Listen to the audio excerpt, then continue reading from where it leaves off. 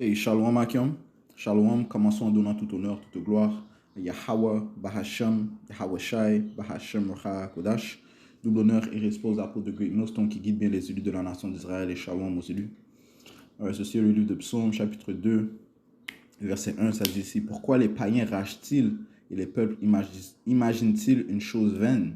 Les rois de la terre se placent et les dirigeants prennent conseil ensemble contre le Seigneur et contre son oint, disant: Brisons leurs liens et jetons leurs cordes loin de nous. All right? So, ceci est la mentalité des païens. Okay? Toutes les autres nations qui se trouvent dans la planète Terre, en fait, ils ont un désir d'arrêter les plans du Tout-Puissant. Okay? Ils ont un désir de créer une indépendance, okay? Du Tout-Puissant. Okay? Et ce qui signifie que, en ce qui concerne le bâtiment du Tout-Puissant, le temple que le Seigneur bâtit, qu'il avait bâti auparavant et qu'il bâtit présentement, ils ont toujours eu une opposition. Ces païens ont toujours eu une forme d'opposition contre nous. Et ils ont toujours tenté d'arrêter la construction du temple de Yahweh Bashim Yahweh Shai. On va sortir quelques préceptes pour prouver cela. Commençons au livre de... Wow.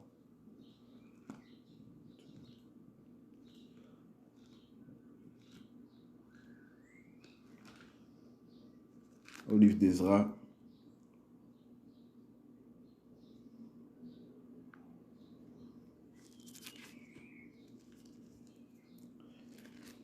Chapitre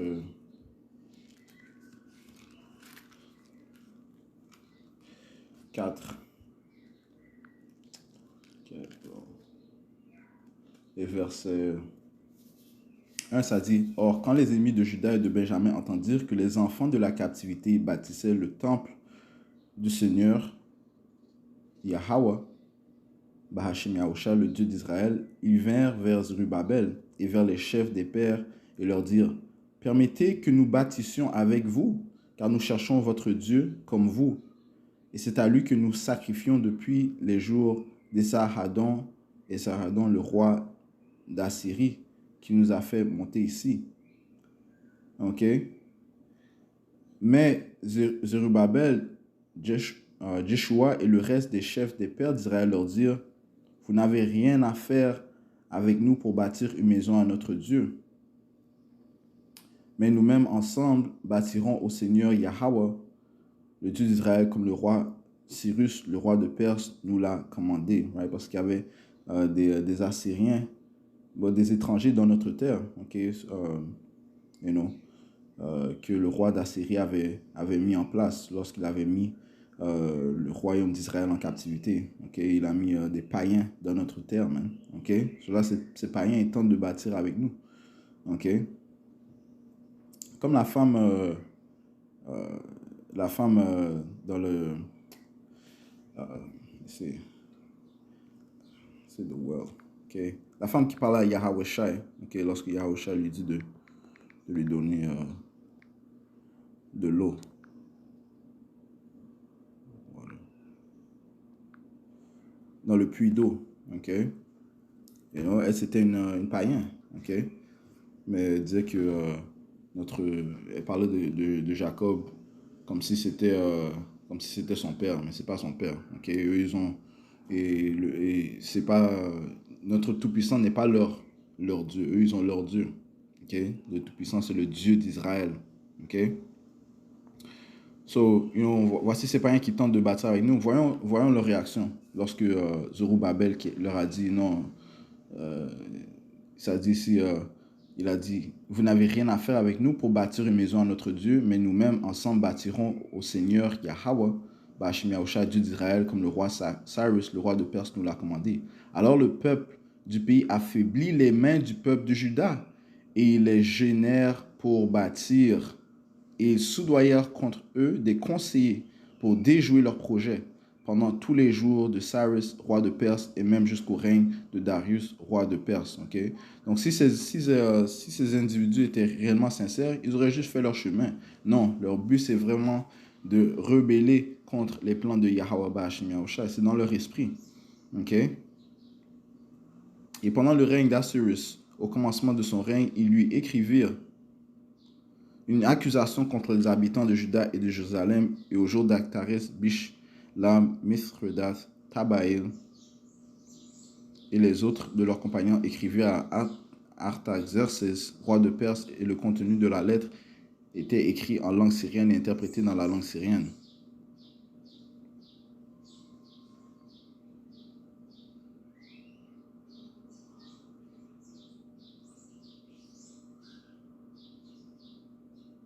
Verset 11. C'est ici la copie de la lettre qui lui envoyèrent savoir à Artaxerxès le roi. Tes serviteurs, les hommes de ce côté du fleuve, et à une telle époque. Que le roi sache que les Juifs qui sont montés de chez toi vers nous sont venus à Jérusalem, bâtissant la ville rebelle et méchante, et en ont opposé les murs et ont joint les fondements.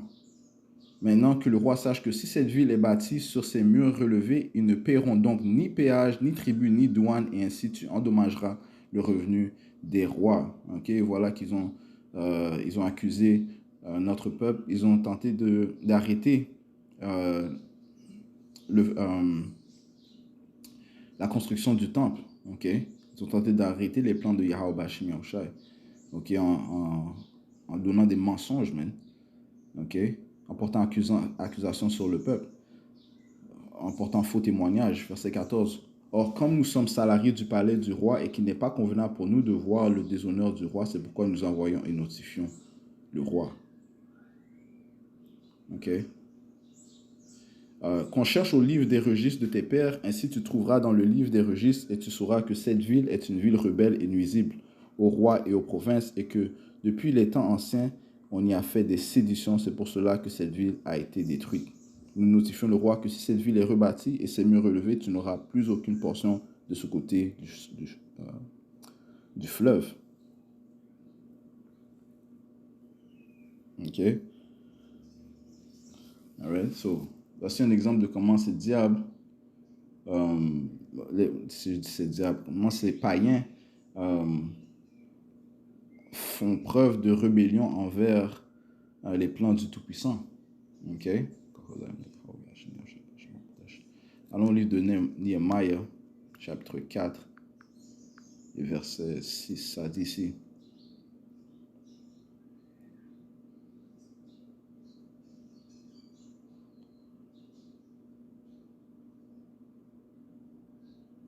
Verset 1. Mais il arriva lorsque Sanballat apprit que nous bâtissions la muraille, qu'il se courrouça et fut fort indigné. Il se moqua des Juifs, et il parla devant ses frères et devant l'armée de Samarie et dit, qui sont ces faibles Juifs?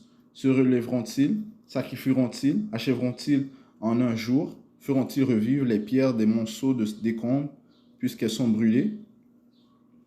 Or Tobiah, l'ammonite, était auprès de lui, et il dit, quoi qu'ils bâtissent, si un renard montait, il démolirait leur muraille de pierre. Entends, ô notre Dieu, car nous sommes méprisés. Et fais retourner leur outrage sur leur propre tête, et donne-les en proie dans un pays de captivité. Et ne couvre pas leur iniquité, et que leur péché ne soit pas effacé devant toi, car ils t'ont provoqué à la colère face à ceux qui bâtissent. Ainsi nous avons rebâti la muraille, et toute la muraille fut jointe jusqu'à sa moitié, car le peuple avait dans la tête de travailler. Mais il arriva lorsque Sanballat et Tobiah et les Arabes et les Ammonites et la hache de Daït apprirent que les murs de Jérusalem étaient complétés, que les brèches commençaient à se fermer, qu'ils furent fort courroucés. Et ils conspirèrent tous ensemble pour venir se battre contre Jérusalem et pour l'empêcher dans son dessein.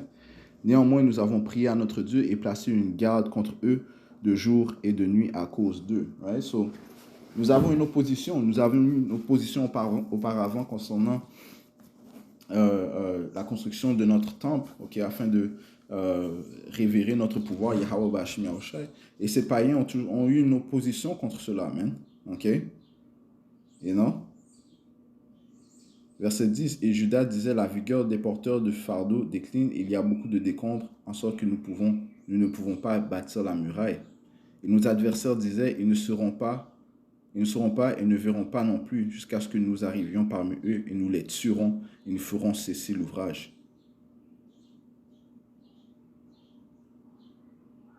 Ok?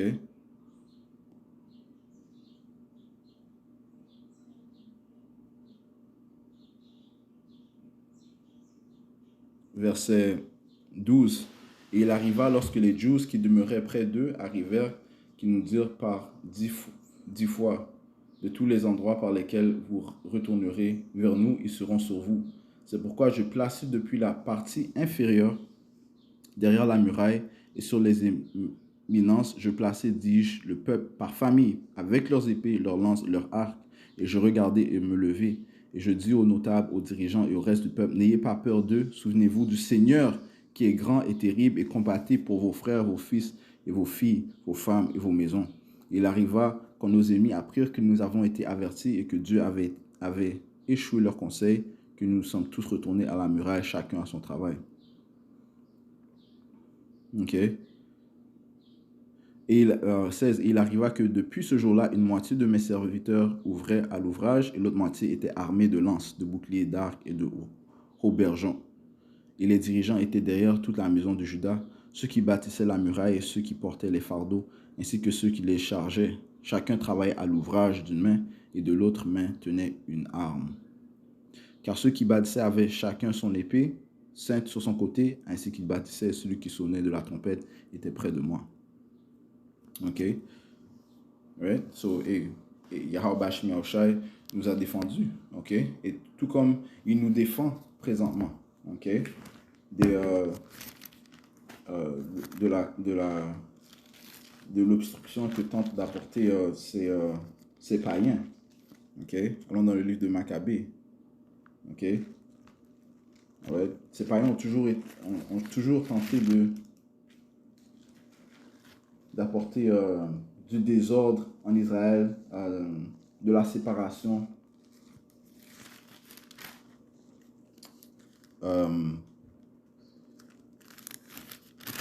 et ultimement d'arrêter nos plans de progression. Ok? Allons dans le livre de 1er Maccabée, chapitre 5, et verset... ça, c'est dans le temps des Grecs, man. Ok? Ça dit ici, Juda combat contre les Idumiens et les Ammonites, ok? Durant la révolution des Maccabées, ok? Contre les Grecs. Ça dit, si les peuples voisins apprennent cette nouvelle, les Juifs ont rebâti l'autel des sacrifices et ils ont reconstruit le temple comme il était avant. Ces peuples se mettent alors dans une violente colère. Ils décident de supprimer les Israélites qui vivent parmi eux. Ils se mettent donc à tuer les gens de notre peuple. Les Idumiens entourent Israël pour l'attaquer. Juda va les combattre en Akrabaten et les frappe d'un grand coup. Il les repousse et pille ce qu'ils possèdent. Ensuite, Juda décide de punir les gens de la tribu de Baya à cause du mal qu'ils font. Il guette les Israélites sur les routes pour les prendre au piège et les attaquer. Okay? Vous voyez l'oppression que et la haine que ces païens ont contre nous. Ok? Juda repousse ces gens-là dans leur forteresse, il les attaque et fait le serment de les tuer tous. Il brûle ces forteresses avec ceux qui sont dedans. Ok? 1er Maccabée 12. Right? C'est juste des exemples de comment ces païens ont une haine envers le peuple d'Israël. Ils ont en fait une haine envers notre Créateur. Ok? Parce que l'on ne fait que exécuter les plans de notre pouvoir. Ça dit ici, verset 53. Toutes les populations des environs cherchent à supprimer les peuples Jews. Ces gens disent, les Jews n'ont plus de chef ni personne pour les aider, allons les attaquer et tuons-les. Ainsi, personne ne se souviendra d'eux sur la terre. Okay? Et ceci fait penser au psaume 83, okay? Les plans iniques de nos ennemis. Okay? All right? So, si c'est produit auparavant, il est en train de se produire présentement. Okay? Comme les Écritures te disent, il n'y a rien de nouveau sur le soleil. Psaume 83 et verset 1, ça dit, si ne garde pas le silence, ô Dieu, ne te tais pas et ne te tiens pas tranquille, ô Dieu. Car voici tes ennemis produisent un tumulte et ceux qui te haïssent ont levé la tête. Ils ont pris d'astucieux conseils contre ton peuple et consulté contre tes protégés. Ils ont dit, venez et supprimons-les de sorte qu'ils ne soient plus une nation pour que le nom d'Israël ne soit plus en mémoire. Okay? Donc, ceci est la pensée de ces païens. Okay? Car ils ont consulté ensemble d'un même consentement et ils sont confédérés contre toi. Donc, ils sont en alliance. Okay? Okay? Les tabernacles d'Édom, qui sont en fait la vraie nationalité des autoproclamés hommes blancs. Okay? Les tabernacles d'Édom, ça c'est nos premiers ennemis. Okay? Et les Ismaélites de Moab et les Hagarites, Gebal et Ammon et Amalek, les Philistins avec les habitants de Tyr, Shur aussi s'est joint à eux, ils ont aidé les enfants de Lot. C'est là. Okay? So, ils ont leur plan, man. Okay? Et le temple que le Seigneur est en train de bâtir présentement n'est pas un temple physique, mais plutôt un temple spirituel. Okay? Comme ça dit ici dans le livre de 1 Corinthiens, chapitre 3 et verset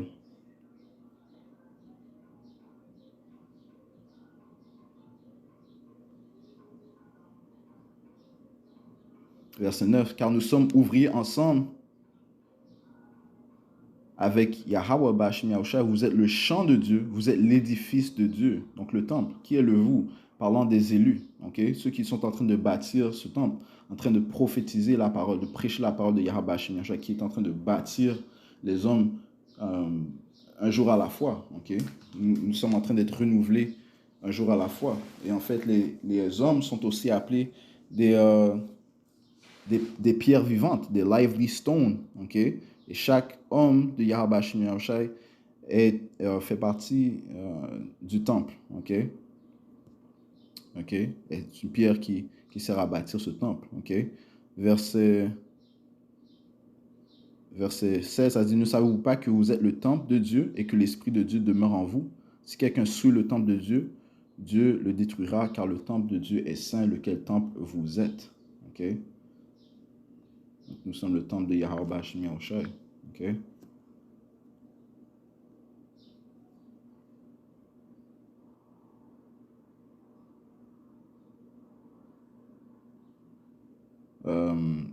Éphésiens 2, verset 20, ça dit ici, et vous êtes édifiés sur le fondement des apôtres et des prophètes, Yahweh Shai Hamashiach lui-même étant la pierre maîtresse du coin, en qui tout l'édifice adéquatement formé ensemble s'accroît en un temple saint dans le Seigneur, et en qui vous aussi êtes édifiés ensemble en une habitation de Dieu par le moyen de l'Esprit Saint. Okay? Donc c'est dire, vous tentez d'obstructer, de mettre fin au temple.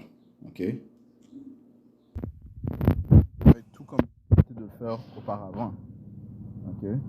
Le plan ultime, c'est de se rebeller, d'arrêter le Tout-Puissant, okay? De former une indépendance du Tout-Puissant.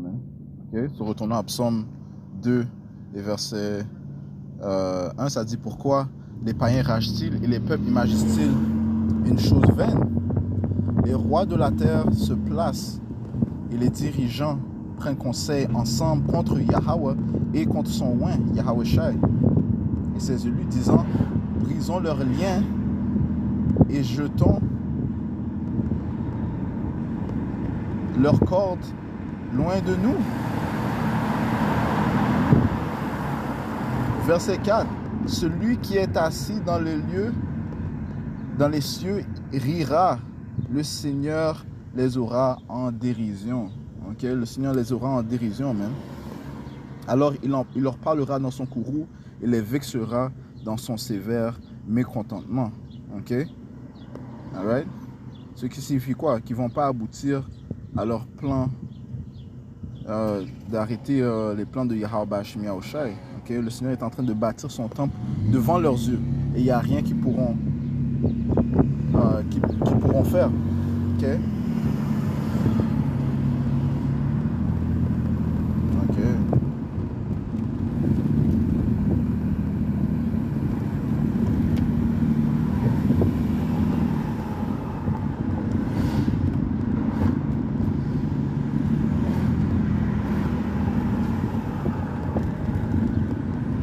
Psaume chapitre 98, les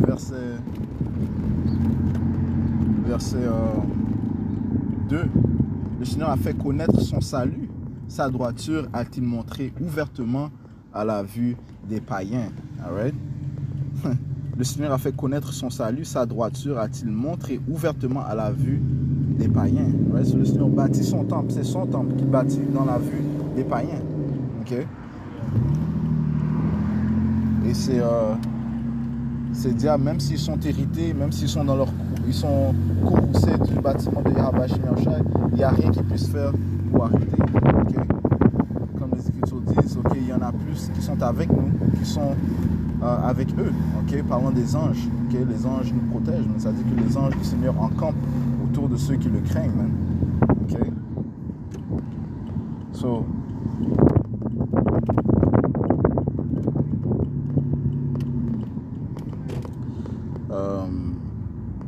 ça dit ici dans le livre d'Isaiah, Isaiah 59, verset 19, ça dit ici, ainsi ils craindront le nom. Mais en fait, je vais commencer au verset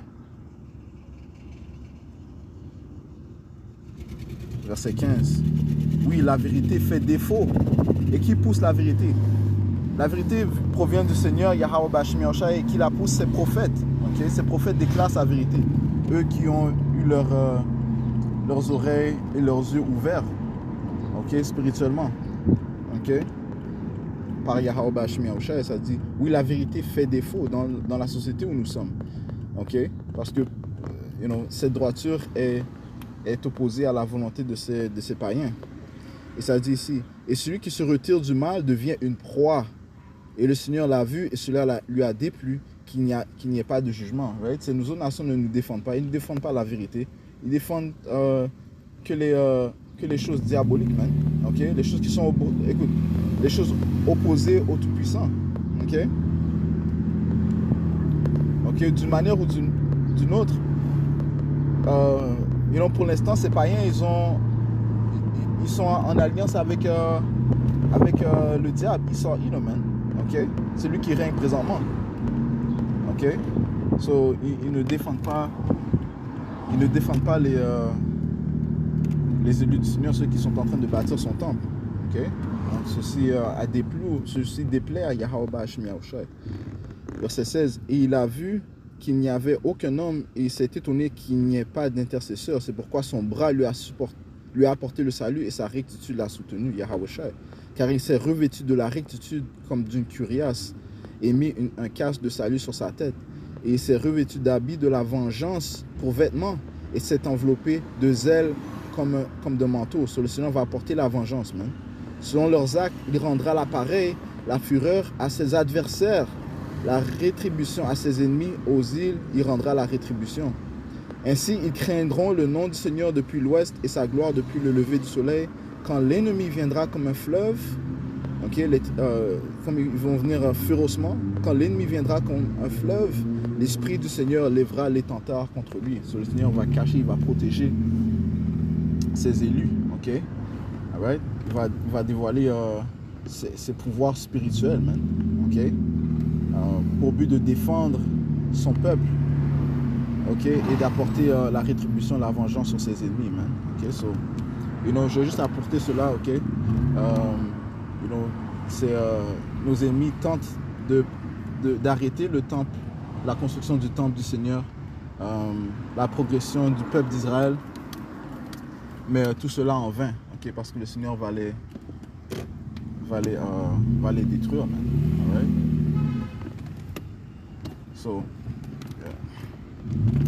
So, je conclue en donnant tout honneur, toute gloire à Yahweh, Bahashem Yahushai, Bahashem Kudash. Double honneur et respect aux apôtres de Great Millstone qui guident bien les élus de la nation d'Israël. Shalom, mon élus.